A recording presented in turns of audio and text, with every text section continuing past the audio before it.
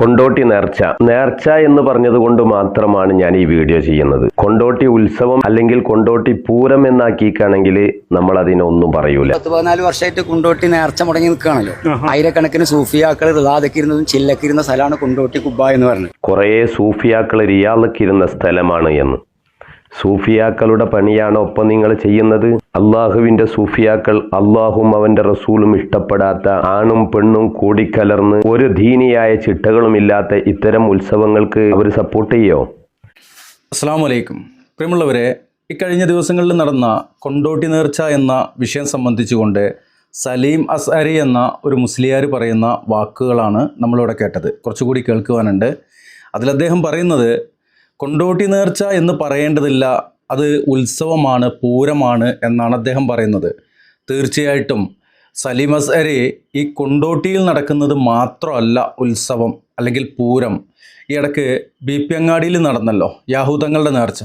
അതുപോലെ കേരളത്തിൽ അങ്ങോളം ഇങ്ങോളം ആന ചവിട്ടി ചാവലുകൾ നടക്കുന്ന നേർച്ചകൾ. ഇനി ആന ഇല്ലെങ്കിൽ പോലും പെട്ടിയും അമ്പാരിയും, ഇവിടെ ഭീമാപ്പള്ളി ഉറൂസ്, അതെന്താണ് നിങ്ങൾ പൂരാണെന്ന് പറയാത്തത്?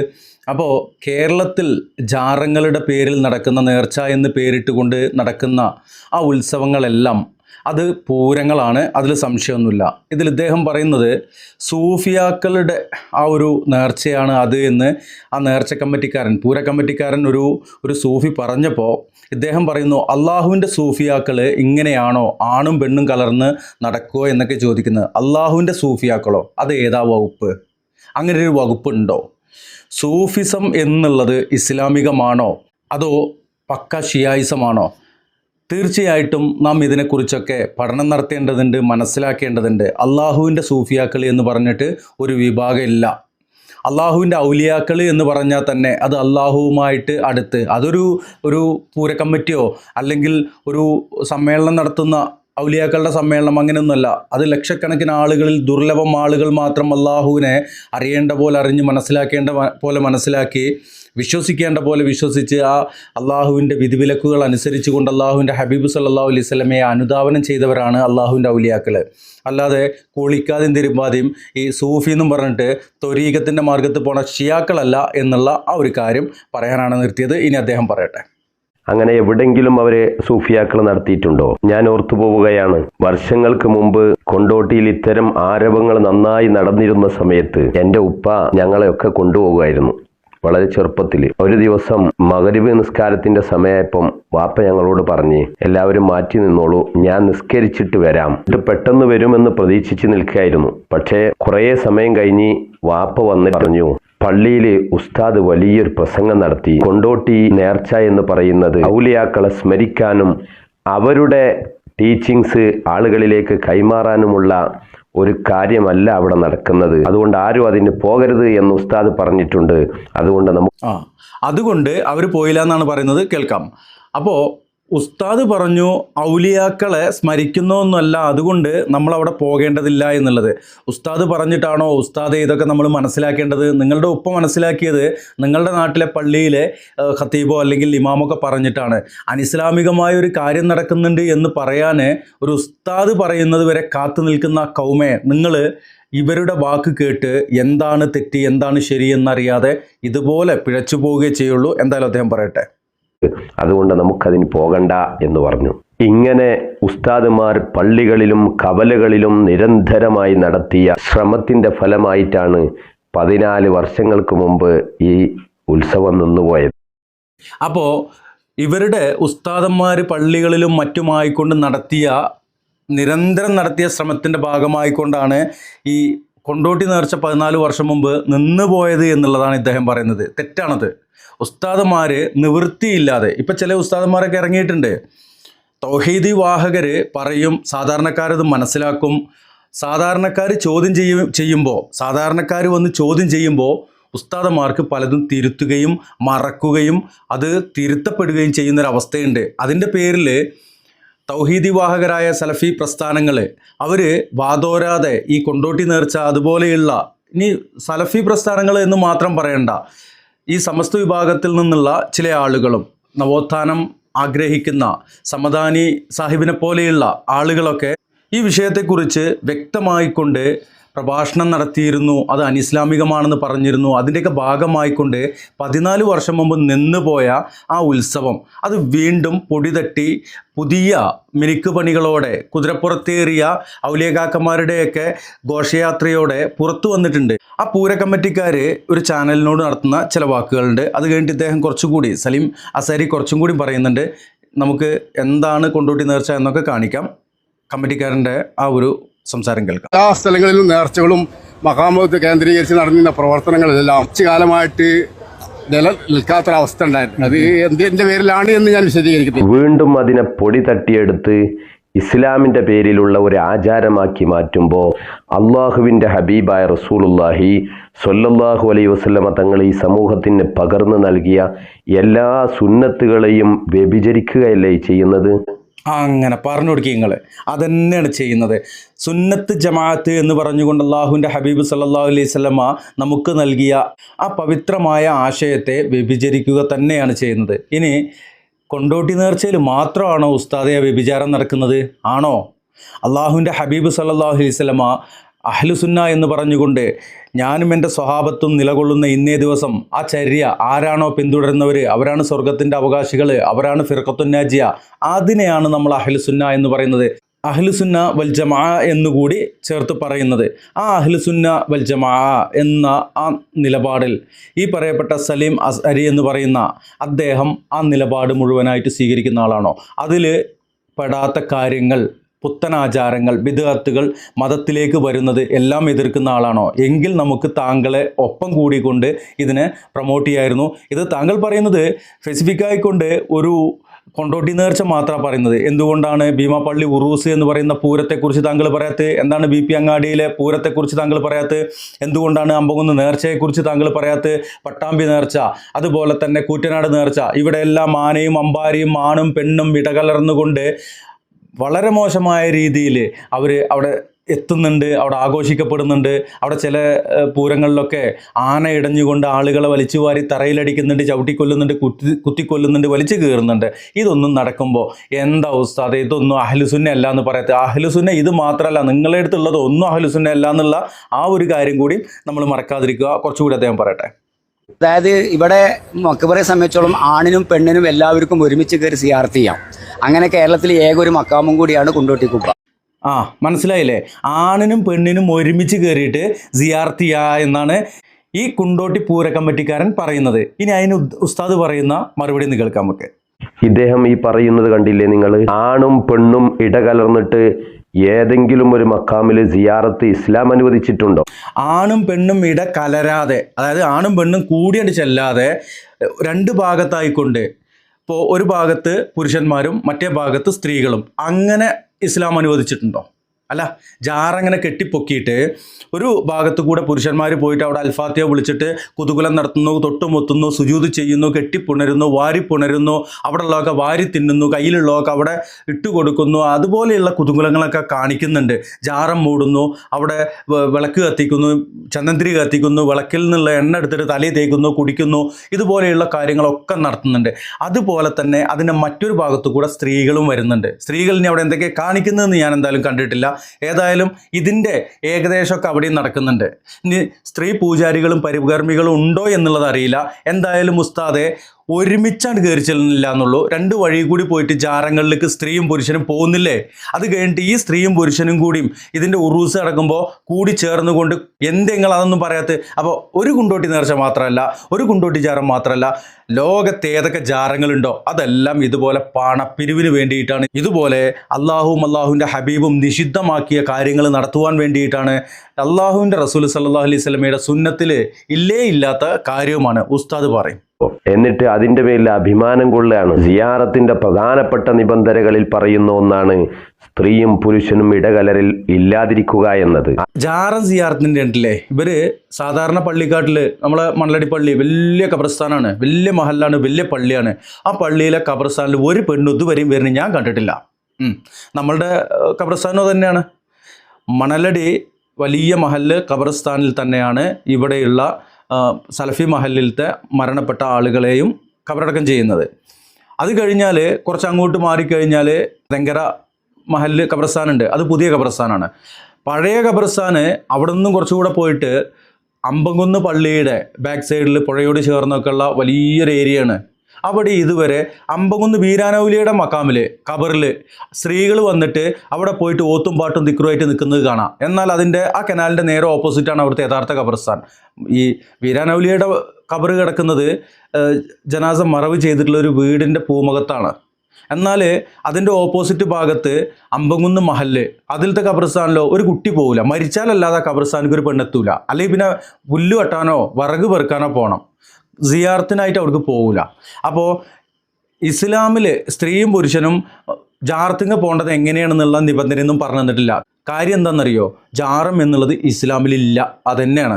ഉസ്താദ് കുറച്ചുകൂടി പറയും. ഇടകലരിൽ ഇല്ലാത്ത നിലക്കാണ് സ്ത്രീക്ക് സിയാറത്ത് സുന്നത്ത് എന്ന് പറയുന്നത്. അങ്ങനെ ഓരോ കാര്യങ്ങളിലേക്ക് വന്നാലും കൊണ്ടോട്ടിയുടെ പൈതൃകം നശിപ്പിക്കുന്ന ഒരു നേർച്ച അല്ലെങ്കിൽ ഒരു ഉത്സവമാണ് ഇത് എന്ന് പറയാതിരിക്കാൻ കഴിയൂല. ഒരു മിനിറ്റ്, കൊണ്ടോട്ടിയുടെ പൈതൃകം എന്താണ്? കൊണ്ടോട്ടിയുടെ പൈതൃകം ഷിയായിസോ? ഇവിടെ അഹ്ലുസുന്നയുടെ വക്താക്കളായ പൊന്നാനിക്കൈ എന്ന് പറയുന്ന മഖ്ദൂമി കുടുംബം അവർ ജീവിച്ചിരുന്ന കാലത്ത് അവരൊപ്പമുള്ള ആളുകൾ അവർ ഈ ഷിയായിസത്തെ ശക്തിയുക്തം എതിർത്തിരുന്നതാണ്. അതിനെതിരെ പോരാടിയിരുന്ന ആളുകളാണ്. പിന്നെ എങ്ങനെ അവർക്കൊരു പൈതൃകം ഉണ്ടാകുക? അവരുടെ പണ്ടത്തെ പൈതൃകവും ഇന്നത്തെ പൈതൃകവും ഒന്നാണ്. ഷിയായിസാണ്. നിങ്ങളിൽ കുറച്ച് ബറേൽഫിസം കൂടി വന്നു. ഓല് പിന്നെ ഷിയായിസം മാത്രമായിട്ട് കൊണ്ടു നടക്കുന്നു. അതാണ് സംഭവം. പറയും. ആളുകൾ ഇതിൽ നിന്ന് മാറി നിൽക്കണം. സൂഫി ഇസ്ലാമിക് നേർച്ച വിജയിപ്പിക്കാൻ വേണ്ടി പ്രവർത്തിക്കുന്നത് സൂഫി ഇസ്ലാമിക് ബോർഡാണ്. സൂഫി ഇസ്ലാമിക് ബോർഡ് എന്ന് പറയുന്നത് 28 സംസ്ഥാനങ്ങളിൽ സംസ്ഥാനമായ കേരളത്തിൽ രൂപം കൊണ്ടിട്ട് 6 മാസമായിട്ടുള്ളൂ. സത്യം പറയുന്നതിന് മുമ്പ് ഞാൻ സത്യം പറയട്ടെ. സൂഫിസം എന്നുള്ളത് അത് ഷിയ ഉൽപ്പന്നാണ്. അത് ഈ പറയപ്പെട്ട ഷിയാക്കളും കൊണ്ടു കിടക്കുന്നുണ്ട്, ഇവിടെയുള്ള ബറേൽവി സമസ്തക്കാരും കൊണ്ടു കിടക്കുന്നുണ്ട്. ഇത്രേ ഉള്ളൂ. ഷിയായിസം ഇല്ലാതെ ഇവരുടെ ആത്മീയ വാണിഭം, കള്ള ആത്മീയ ചൂഷണങ്ങൾ നടക്കൂല എന്നുള്ളതിൻ്റെ തെളിവാണത്. രണ്ടു കൂട്ടരും ഒന്ന് തന്നെയാണ്. ഇപ്പോൾ വെറുതെ ഇരുന്നിട്ട് കുറ്റം പറയാന്നുള്ളൂ. ഞങ്ങൾ ശരിയാണ് നിങ്ങൾ ശരിയല്ല കേട്ടോ എന്ന് പറയുന്നത്. ഓല് പറയണത് ഇവർ ശരിയല്ല എന്നുള്ള. ഇത് രണ്ടും കൂടിയും നമുക്ക് വിശദീകരിച്ചുകൊണ്ട് ഒരു അബ്ബാസ് ഫൈസിയുടെ കുറച്ച് വീഡിയോകൾ വന്നിട്ടുണ്ട്. കുറച്ച് മുൻപ് കേട്ട് വിട്ടുപോയതാണ്. അതൊന്നും നമുക്ക് വിശദീകരിക്കേണ്ടതുണ്ട്. ആലുവ ത്വരീഖത്തിന് വേണ്ടിയാണ് അദ്ദേഹം സംസാരിക്കുന്നതെങ്കിലും അത് കുറച്ച് നമുക്ക് വിശദീകരിച്ച് പൊതുസമൂഹത്തിലേക്ക് എത്തിക്കേണ്ടതുണ്ട്. ഇൻഷാ അല്ലാഹ് അത് മറ്റൊരു വീഡിയോയിൽ വരും. ഇദ്ദേഹം കുറച്ചുകൂടി പറയട്ടെ. സത്യം പറഞ്ഞാൽ കള്ളും കട്ടൻ ചായയും എന്ന് പറഞ്ഞതുപോലെ സൂഫി ഇസ്ലാം എന്ന് പറയാൻ തന്നെ ഇവർക്ക് പാടില്ല. എങ്ങനെ പറയാ? ഇതുപോലത്തെ തോന്നിവാസങ്ങളാണോ സൂഫികൾ ചെയ്യുക? ഇദ്ദേഹം ഇനിയും കുറച്ചുകൂടെ പറയുന്നുണ്ട്. പക്ഷേ നമുക്ക് കൊണ്ടോട്ടി നേർച്ച കൂടി കാണിക്കേണ്ടത് കൊണ്ട് നമ്മളത് അവസാനിപ്പിക്കുകയാണ്. അതിനു മുമ്പ് ഇപ്പോൾ ഇദ്ദേഹം പറയുന്നത് സൂഫിസം ഞങ്ങളുടെ അടുത്താണ്, നിങ്ങൾ സൂഫി എന്ന് പറയരുത് എന്നാണ് പറഞ്ഞത്. സൂഫിസം അത് കൊണ്ടുവന്നിട്ടുള്ളത് ഷിയാക്കളാണ്. ഷിയായിസത്തിൽ നിന്ന് വന്നിട്ടുള്ളതാണ് സൂഫിസം. അതിൽ യാതൊരു സംശയവും വേണ്ട. ഇനി ഈ കൊണ്ടോട്ടി നേർച്ചയെക്കുറിച്ച് പേരോട് അബ്ദുറഹ്മാൻ സക്കാഫി പറഞ്ഞ ഒരു വാക്കുണ്ട്. അതൊന്ന് കേട്ടിട്ട് നമുക്ക് നേർച്ചയുടെ ബാക്കി ഭാഗങ്ങളിലേക്ക് പോവാം. കേട്ടോളി. ഈ കൊണ്ടോട്ടിയിൽ നടക്കുന്ന ഉറൂസ് നേർച്ച എന്ന് പറയുന്നത് എന്ത് നേർച്ചയാണത്?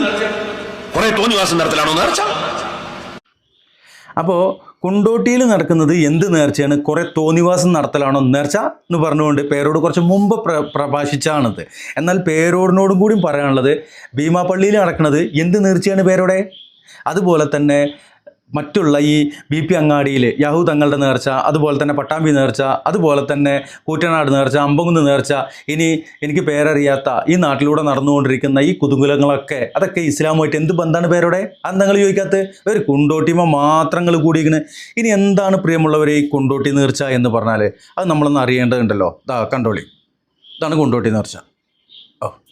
ഏതാ ചാട്ടം! കുതിരക്ക് പിരാന്ത് പിടിച്ചിരിക്കുകയാണേ. കൊണ്ടോട്ടി നേർച്ചയിലാണ് ഈ കുതിരക്ക് പിരാന്ത് പിടിച്ചിരിക്കുന്നത്. ഇതിലൊരു പാട്ടായിരുന്നു, അത് വോയിസ് നമ്മൾ ഒഴിവാക്കിയിട്ടുണ്ട്. ഒരു കുതിരപ്പുറത്ത് ഒരു മനുഷ്യനിരിക്കുകയായിരുന്നു. അങ്ങനെ ആ കുതിരക്ക് ഭ്രാന്ത് പിടിച്ചു. കുതിരനെ ഒതുക്കിയിട്ടുണ്ട് 5-8 ആൾ കൂടിയിട്ട്. എന്നിട്ട് ആ ശൈത്താൻ വീണ്ടും ആ കുതിരയുടെ നെഞ്ഞത്ത് പാഞ്ഞു കയറുക. നെഞ്ഞത്തല്ല, മുതുകത്ത്. ഇനിയിപ്പോൾ അടുത്ത പിരാന്ത് ആ കുതിരക്ക് പിടിക്കും. കാരണം ആ കുതിരക്ക് എങ്ങനെ പിരാന്ത് പിടിക്കാതിരിക്കുക? അതിലും വലിയ പിരാന്തനല്ലേ അതിൽ കയറിയിരിക്കുന്നത്, ഇല്ലേ?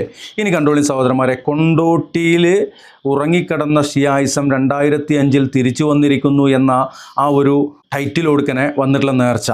ഈ നേർച്ചയുടെ ഘോഷയാത്രയാണിത്. ഈ ഘോഷയാത്രയിൽ നിങ്ങൾ പ്രത്യേകം ശ്രദ്ധിക്കണം. നമ്മളൊരു വീഡിയോയിൽ ഈ ബാനർ കാണിച്ചതാണ്. ആ ബാനറിൽ എഴുതിയിട്ടുള്ള എന്താണെന്നൊക്കെ നോക്കണം. ഷിയാക്കളുടെ കൊടി ഇവരുടെ കയ്യിൽ എങ്ങനെ വന്നോ കണ്ടു നോക്കൂ നിങ്ങൾ.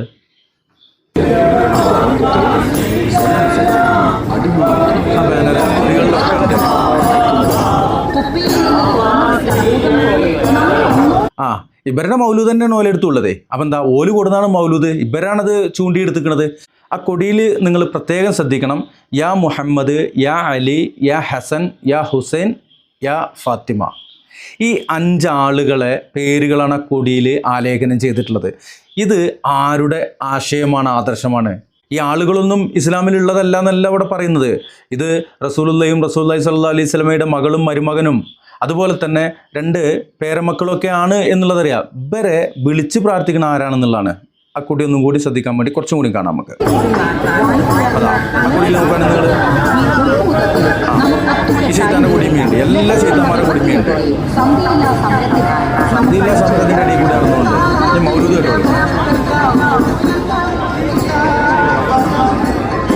അത്രയൊക്കെ ഉള്ളൂ. കൊണ്ടോട്ടി നേർച്ച എന്നുള്ളത് അവിടെ നടന്നുകൊണ്ടിരിക്കുന്ന പൂരമാമാങ്കം, അതിന് ഇസ്ലാമുമായിട്ട് യാതൊരു ബന്ധവുമില്ല, പുലബന്ധവുമില്ല എന്നുള്ളതാണ് ഇപ്പം മുസ്ലിയാക്കന്മാർ പറഞ്ഞുകൊണ്ടിരിക്കുന്നത്.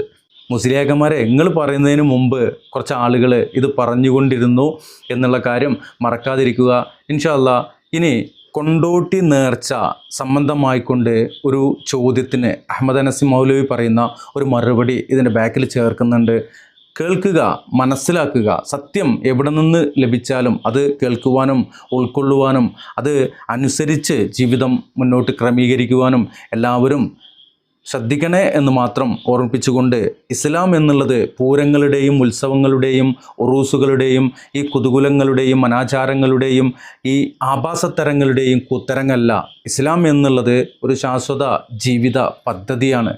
ഒരു സ്ഥിരമായിട്ട് ഒരു മനുഷ്യന് ഉള്ള ഒരു ജീവിത പദ്ധതിയാണ് ഇസ്ലാം എന്നുള്ളത്. ഇപ്പോൾ കാരശ്ശേരി മാഷ് കുറച്ച് ദിവസം മുമ്പ് ഇതിന് വിരുദ്ധമായി കൊണ്ട് കുറച്ച് കാര്യങ്ങൾ പറഞ്ഞിരുന്നു. ഇൻഷാ അല്ലാ നമുക്ക് സമയം കിട്ടുകയാണെന്നുണ്ടെങ്കിൽ അത് എടുത്തുകൊണ്ട് നമുക്കും ഒന്ന് വീഡിയോ ചെയ്യേണ്ടതുണ്ട്. ഡോക്ടർ MN കാരശ്ശേരി അദ്ദേഹത്തിൻ്റെ ചില കണ്ടെത്തലുകളാണ്, ആ ഒരു അഭിപ്രായമാണ് പറഞ്ഞത്. പക്ഷേ അത് മൊത്തത്തിൽ ഇസ്ലാമിനെതിരെ ചെളിവാരി തേക്കുന്ന രൂപത്തിലൊക്കെയാണ് പറഞ്ഞിട്ടുള്ളത്. ഇൻഷാ അല്ലാ സമയം കിട്ടുകയാണെങ്കിൽ നമുക്കത് വിശദീകരിച്ചുകൊണ്ട് വീഡിയോ ചെയ്യാം. ഇനി എന്താണ് കൊണ്ടോട്ടി നേർച്ച എന്നതിനെക്കുറിച്ച് അഹമ്മദ് അനസ് മൗലവി വിശദീകരിക്കുന്ന ഒരു വീഡിയോ ബാക്കിൽ ചേർക്കുന്നു. കാണുക, മനസ്സിലാക്കുക. അള്ളാഹു അനുഗ്രഹിക്കട്ടെ. അസ്സലാമു അലൈക്കും വറഹ്മത്തുള്ളാഹി.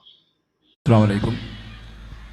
ഒരു ഇടവേളയ്ക്ക് ശേഷം കൊണ്ടോട്ടി നേർച്ച വീണ്ടും പുനരാരംഭിച്ചിട്ടുണ്ടല്ലോ. യഥാർത്ഥത്തിൽ ഇത് വീണ്ടും പുനരാരംഭിച്ചതിൻ്റെ പിറകിൽ മുജാഹിദുകളാണ് എന്ന് വ്യാപകമായി പ്രചരിപ്പിക്കുന്നുണ്ട്. എന്താണ് ഇതിൻ്റെ വാസ്തവം? മുജാഹിദുകൾക്ക് വേറെ പണിയുണ്ട് എന്നാണ് ആദ്യം അതിനെ സംബന്ധിച്ച് പറയുന്നത്. ഇവിടെ ഖുർആനും അതുമായി ബന്ധപ്പെട്ട വിശദീകരണങ്ങളും തൗഹീദും സുന്നത്തും അത് തന്നെ പ്രചരിപ്പിക്കാൻ നേരമില്ല. പിന്നെ അത് കഴിഞ്ഞിട്ട് ഇപ്പോൾ ആണ്ട് നേർച്ച നടത്തുക എന്ന് പറഞ്ഞാൽ അത് വലിയൊരു സാഹസമായി പോകും. യഥാർത്ഥത്തിൽ നമ്മൾ മനസ്സിലാക്കേണ്ടത്, കൊണ്ടോട്ടി നേർച്ച എന്നുള്ളത് ഈ സമൂഹത്തിനിടയിലേക്ക് ശിയായിസം കടത്തിവിട്ട ഏറ്റവും വലിയ ദുരന്തമാണ്. ഒരു കാലഘട്ടത്തിൽ മുസ്ലിം ഉമ്മത്തിൻ്റെ മുന്നിലേക്ക് ഷിഈ ചിന്തകൾ കടത്തിവിടാൻ വേണ്ടി ഉപയോഗിച്ച ഒരു വഴിയാണ് കൊണ്ടോട്ടി തരീഖത്ത് എന്ന് പറഞ്ഞ് രൂപപ്പെട്ടു വന്ന ആ തരീഖത്ത്. ആ കൊണ്ടോട്ടി തരീഖത്ത് രൂപപ്പെട്ട ആ കാലഘട്ടങ്ങളിൽ തന്നെ നമുക്കറിയാം, പൊന്നാനിയിൽ നിന്ന് സൈനുദ്ദീൻ മഖ്ദൂമിനെ പോലെയുള്ള ആളുകൾ വളരെ കൃത്യമായി അതിനെതിരെ രംഗത്ത് വന്നു. മാത്രമല്ല, ആ കാലഘട്ടത്തിൽ ജീവിച്ചിരുന്ന വെളിയങ്കോട് ഉമർ ഖാലി റഹിമഹുല്ല അദ്ദേഹത്തെ സംബന്ധിച്ചിടത്തോളം കൊണ്ടോട്ടി ഷെയ്ഖിന് സുജൂദ് ചെയ്യുന്ന ഒരു സമ്പ്രദായം ആ കാലഘട്ടത്തിലുണ്ടായിരുന്നു.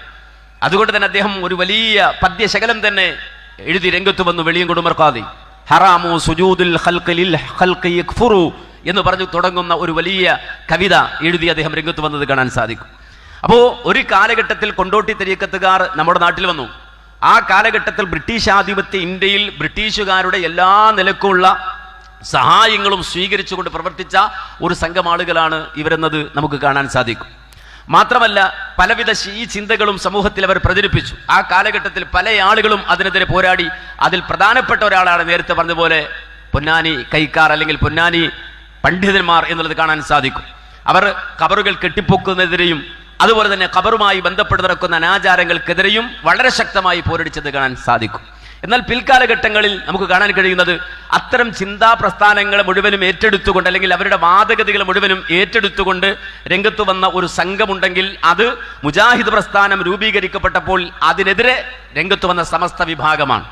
അവരാണ് ഖബറുകളുടെ നേർച്ചകളും അതുപോലെ തന്നെ ഖബറുകളിലെ എല്ലാവിധ അനാചാരങ്ങളും ഖബറുമായി ബന്ധപ്പെട്ട് ഇസ്ലാം നിരോധിച്ച മുഴുവൻ കാര്യങ്ങളും സമൂഹത്തിൽ കൊണ്ടുവന്ന് നടത്തുകയും അതിന് എല്ലാവിധ പ്രചോദനം നൽകുകയും അത്തരത്തിലുള്ള കാര്യങ്ങൾക്ക് എല്ലാ നിലക്കുള്ള പിൻബലവും നൽകി മുന്നോട്ട് പോവുകയും ചെയ്തത്. അവിടെ ശക്തമായി അത്തരം നിലപാടുകൾക്കെതിരെ, ഖബറുമായി ബന്ധപ്പെട്ട മുഴുവൻ അനാചാരങ്ങൾക്കുമെതിരെ, അവിടെയുള്ള കുഫ്ർ ശിർക്ക് ബിദ്അത്തുകൾക്കെതിരെ ശക്തമായി പോരാടി വന്ന ചരിത്ര പാരമ്പര്യമാണ് യഥാർത്ഥത്തിൽ മുജാഹിദ് പ്രസ്ഥാനത്തിന്, സലഫി സംഘങ്ങൾക്ക് ഉള്ളത് എന്നുള്ളത് നാം മനസ്സിലാക്കേണ്ടതുണ്ട്. എന്നാൽ കാലം മുന്നോട്ട് പോകുമ്പോൾ ഇപ്പോൾ നമ്മൾ വായിക്കേണ്ട ഒരു കാര്യമുണ്ട്. അതെന്താണെന്ന് ചോദിച്ചാൽ, ഒരു കാലഘട്ടത്തിൽ കൊണ്ടോട്ടി തരീഖത്തും കൊണ്ടോട്ടി ഖുബ്ബയും കൊണ്ടോട്ടി ശൈഖുമാരും അവർ ഈ പറയുന്ന ശിയഈ വിശ്വാസക്കാരാണ് എന്ന് വളരെ ശക്തമായി ആ കാലഘട്ടത്തിൽ ജീവിച്ചിരുന്ന പണ്ഡിതന്മാർ തുറന്നു പറഞ്ഞിരുന്നുവെങ്കിൽ ഇന്ന് ചരിത്രം തിരുത്തി എഴുതുന്ന കാഴ്ചയാണ് കാണാൻ കഴിയുന്നത്.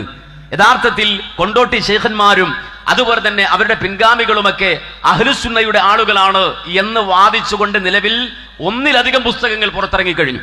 ആ ഒന്നിലധികം പുസ്തകങ്ങൾ അഥവാ കൊണ്ടോട്ടി ശൈഖും അതുപോലെ തന്നെ അവിടുത്തെ ഖുബ്ബയും അവിടുത്തെ ആളുകളും തരീഖത്തുകാരുമൊക്കെ അവർ ശിയാക്കളല്ല, അഹ്ലുസുന്നയുടെ ആളുകൾ തന്നെയാണ് എന്ന് സമർത്ഥിക്കുവാൻ വേണ്ടി എഴുതിയ പുസ്തകത്തിന് അവതാരിക എഴുതി കൊടുത്തത് നിലവിലെ സമസ്തയുടെ നേതാക്കളാണ്, അധ്യക്ഷന്മാരാണ് എന്ന് നമ്മൾ മനസ്സിലാക്കേണ്ടതുണ്ട്. അഥവാ കാലം ഇത്രയും നമുക്കറിയാം, ജിഫ്രിയുമായി ബന്ധപ്പെട്ട ജിഫ്രിയുമായി ബന്ധപ്പെട്ട അദ്ദേഹത്തിന്റെ ഇടപെടലുകൾ, നേരത്തെ പറഞ്ഞ പോലെ ഉമർ ഖാദിയുമായി ബന്ധപ്പെട്ട അദ്ദേഹം നടത്തിയ ഇടപെടലുകൾ, അതുപോലെ തന്നെ സൈനുദ്ദീൻ മഖ്ദൂമാർ നടത്തിയ ഇടപെടലുകൾ, പൊന്നാനി കൈക്കാർ നടത്തിയ ഇടപെടലുകൾ, അതൊക്കെ ഇത് ശിയഈസമാണെന്നും ഇത് മുസ്ലിം ഉമ്മത്ത് സ്വീകരിക്കരുതെന്നും ഇത് അഹ്ലുസുന്നത്തിക്ക് എതിരാണ് എന്നും ആ കാലഘട്ടത്തിലെ പണ്ഡിതന്മാർ ശക്തിയുക്തം പ്രചരിപ്പിച്ചു പോന്നിരുന്നുവെങ്കിൽ, കാലം മാറി ഇന്ന് നമുക്കിടയിൽ ഇറങ്ങുന്ന പുസ്തകങ്ങളിൽ കൊണ്ടോട്ടി ശൈഖുമാരും അതുപോലെ തന്നെ അവരുടെ പിൻഗാമികളും ആ തരീഖത്തുമൊക്കെ യഥാർത്ഥ അഹ്ലുസുന്നത്താണ് എന്ന് സമർത്ഥിക്കുവാൻ എഴുതുന്ന പുസ്തകത്തിന് അവതാരികയടക്കം എഴുതി കൊടുത്ത് ആശംസകൾ അർപ്പിക്കുന്നത് നിലവിലെ സമസ്തയിലെ പണ്ഡിതന്മാരാണ് എന്നതിന് ജീവിക്കുന്ന നിരവധി തെളിവുകൾ ഉദ്ധരിക്കാൻ സാധിക്കും. നമ്മൾ മനസ്സിലാക്കേണ്ടത്, ഈ അഹ്ലുസുന്നയുടെ മാർഗമാണ് കൊണ്ടോട്ടി നിലപാടുകൾ എന്ന് വാദിച്ച് രംഗത്ത് വന്ന അതേ കാലയളവിൽ തന്നെയാണ് രണ്ടാമത് ആ കൊണ്ടോട്ടി ഖുബ്ബയുമായി ബന്ധപ്പെട്ട് ഈ വർഷത്തിൽ നിരവധി അനാചാരങ്ങൾ കുത്തി നിറച്ചുകൊണ്ട് ഷിയാ ചിഹ്നങ്ങൾ കയ്യിലെടുത്തു പിടിച്ചുകൊണ്ട് യാ അലി, യാ ഹുസൈൻ, യാ ഹസൻ, യാ ഫാത്തിമ എന്നൊക്കെ ഇങ്ങനെ വിളിച്ചുകൊണ്ടുള്ള അവരുടെ ചിഹ്നങ്ങളും അതുപോലെ തന്നെ അവരുടേതായ മുദ്രാവാക്യങ്ങളുമൊക്കെ മുഴക്കിക്കൊണ്ട് അവർ തങ്ങന്മാരും മറ്റുമൊക്കെ പ്രത്യേകമായ കുതിരപ്പുറത്തൊക്കെ കയറി വന്ന് അവസാനം കുതിരക്ക് തന്നെ ബഹളി പിടിച്ച് കുതിരയുടെ പുറത്ത് തങ്ങളെ എടുത്ത് കുതിര തന്നെ ദൂരേക്ക് വലിച്ചെറിഞ്ഞ് ആ കോലത്തിൽ കൊണ്ടോട്ടിയിൽ ഈ ഇസ്ലാമിക വിരുദ്ധമായ ആണ്ടുത്സവം ഇപ്രാവശ്യം കെങ്കേമമായി നടന്നത് എന്ന് നമ്മൾ ഓരോരുത്തരും തിരിച്ചറിയേണ്ടതുണ്ട്. അതിന്റെ പിന്നിൽ വലിയ ഇടപെടലുകൾ നടക്കുന്നുണ്ട്. പ്രത്യേകിച്ച് കേരളത്തിൽ ഈ മുസ്ലിം ഉമ്മത്തിനിടയിൽ ശിഈ വിശ്വാസങ്ങൾ, ഇസ്ലാമിക വിരുദ്ധമായ ശിഈ വിശ്വാസങ്ങൾ കുത്തിച്ചെലുത്തുവാനും അതിലേക്ക് പുതിയ തലമുറയെ ആകൃഷ്ടരാക്കാനുമുള്ള വളരെ വ്യാപകമായ പരിശ്രമങ്ങൾ നടന്നു വരുന്നു എന്ന് നമ്മൾ മനസ്സിലാക്കണം. അതിന്റെ ഭാഗമായി കൊണ്ടാണ് ഇത്തവണ ഈ കൊണ്ടോട്ടിയിൽ ഈ പറയുന്ന അനാശാസ്യങ്ങൾ വീണ്ടും വലിയ പൊലിപ്പും തെങ്ങലും ആയി അവതരിപ്പിച്ചുകൊണ്ട് കടന്നു വന്നിട്ടുള്ളത് എന്ന് നമ്മൾ തിരിച്ചറിയേണ്ടതുണ്ട്. ഇത് കൊണ്ടോട്ടി തരീഖത്തും മഖ്ബറയും ഖുബ്ബയുമായി ബന്ധപ്പെട്ട് മാത്രമല്ല, നേരെ മറിച്ച് സർവ്വതലത്തിലും അഥവാ മുസ്ലിം യുവത്വത്തെ ഷിയായിസത്തിലേക്ക് സ്വാധീനിക്കുവാനും ഷിയാ ഓഫീസുകൾ കേരളത്തിൽ തുറക്കുവാനും അതിന്റെ തുടക്കം എന്ന നിലയ്ക്ക് നമ്മുടെ കൊച്ചിയിൽ പുതിയൊരു ഷിയാ ഓഫീസ് തന്നെ തുറന്നുകൊണ്ട് വളരെ വ്യാപകമായി മുസ്ലിം ഉമ്മത്തിന്റെ ഇടയിലേക്ക് ഇസ്ലാമിക വിരുദ്ധമായ കുഫ്ർ നിറഞ്ഞ, സ്വഹാബത്തിനെ തെറിവിളിക്കുന്ന, സ്വഹാബത്തിനെ അപമാനിക്കുന്ന, ആയിഷ ബീവിയെ കൊച്ചാക്കുന്ന, മുഹമ്മദ് നബി സല്ലല്ലാഹു അലൈഹി വസല്ലമയുടെ ജീവിതത്തെ തന്നെയും അങ്ങേറ്റം വികൃതമായി അവതരിപ്പിക്കുന്ന ശിഈ വിശ്വാസങ്ങളും പ്രവർത്തനങ്ങളും വളരെ വ്യാപകമായി നടന്നുകൊണ്ടിരിക്കുന്നുണ്ട്. അതിനുവേണ്ടി എക്കാലവും ഷിയാക്കൾ ഉപയോഗിച്ചത് മഖ്ബറകളാണ്, ദർഗകളാണ്, വലിയുകളുടെ പേര് പറഞ്ഞുകൊണ്ടാണ്, തരീഖത്തുകളുടെ പേര് പറഞ്ഞുകൊണ്ടാണ്. അതിന്റെ ഭാഗമായി കൊണ്ട് തന്നെയാണ് കൊണ്ടോട്ടിയിലും ഈ നേർച്ചപ്പൂരം നടന്നിട്ടുള്ളത്. മുജാഹിദ് പ്രസ്ഥാനത്തെ സംബന്ധിച്ചിടത്തോളം അവരുടെ ജീവൻ ഇറക്കി വെച്ചുകൊണ്ട്, അവരുടെ സമ്പത്തും സമയവും ചെലവഴിച്ചുകൊണ്ട് ഈ ദീനിന് വിരുദ്ധമായ, തൗഹീദിനെതിരായ പച്ച കുഫ്ർ നിറഞ്ഞ ഈ പ്രതിഭാസങ്ങൾക്കെതിരെ പോരാടുക, ജിഹാദ് ചെയ്യുക എന്ന ആ ദൗത്യം കൂടുതൽ ഊർജ്ജസ്വലമായി നിർവഹിക്കേണ്ടതിലേക്കുള്ള സൂചനയാണ് ഇത്തരം സമ്പ്രദായങ്ങളുടെ വ്യാപനം കൊണ്ട് നമുക്ക് ഗ്രഹിക്കാൻ കഴിയുന്നത്. അതുകൊണ്ട് തന്നെ ആ രംഗത്ത് മുജാഹിദുകളെ സടകുടഞ്ഞെഴുന്നേൽക്കുകയും നമ്മുടെ മുൻഗാമികൾ നിർവഹിച്ച ദൗത്യം, നമ്മളെ വിളിച്ചതുപോലും ശ്മശാന വിപ്ലവത്തിന്റെ ആളുകൾ എന്ന രൂപത്തിലാണ് പരിഹസിക്കപ്പെട്ടത് മുജാഹിദുകൾ എങ്കിൽ ആ രൂപത്തിൽ തന്നെ നമ്മുടെ വിപ്ലവം മുന്നോട്ട് ഗമിക്കേണ്ടത് അനിവാര്യമാണ് എന്ന് കാലഘട്ടം നമ്മെ ഓർമ്മിപ്പിക്കുന്നു. ആ നിലക്കിറങ്ങാനും അതുപോലെ തന്നെ നമ്മുടെ സജീവമായ ശ്രദ്ധ അതിലുണ്ടാകാനും അല്ലാഹു സുബ്ഹാനഹു വ തആല നമ്മെ അനുഗ്രഹിക്കുമാറാകട്ടെ.